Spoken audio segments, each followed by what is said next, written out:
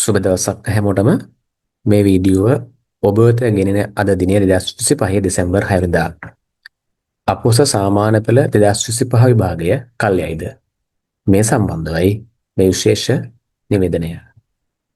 2025 අපොස සාමාන්‍ය පෙළ විභාගය මේ මොහොතේ රට තුළ පවතින කාලගුණ තත්ත්වය මත කල් යාවිද කියන සම්බන්ධව බොහෝ දෙනෙක් මේ මොහොතේ අවධානය යොමු කර තිබෙන කාරණයක්.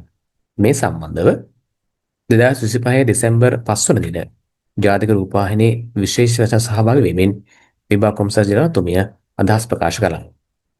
2025 අපොස සාමාන්‍ය පෙළ විභාගය 2026 පෙබරවාරි 17 26 කාලයේදී පැවැත්වීමට සැලසුම් කර ඇත. උසස් පෙළ විභාගයේ ඉතිරි විෂයන් ජනවාරි මාසයේදී පැවැත්වීමට බලාපොරොත්තු වන අතර එසේ උසස් පෙළ විභාගය ජනවාරි මාසය තුල අවසන් කිරීමට හැකි වුවොත් සාමාන්‍ය පෙළ විභාගය නියමිත පරිදි පැවැත්වීමට හැකි වේවි. මේ ආකාරයේ අදහස් ප්‍රකාශ කිරීමක් පළ කරා දෙසැම්බර් 5 වෙනි දින ජාතික රූපවාහිනී පෙරසන සහභාගී වෙමින්. ඒ අනුව 2025 අප සාමාන්‍ය පෙළ විභාගය නියමිත පරිදි පැවැත්වීමට හැකි වන බව දක්වා තිබෙනවා. ඒ සඳහා මුලින්ම 2025 අප උසස් පෙළ විභාගය ජනවාරි මාසය තුල අවසන් කර සිටිය යුතුයි.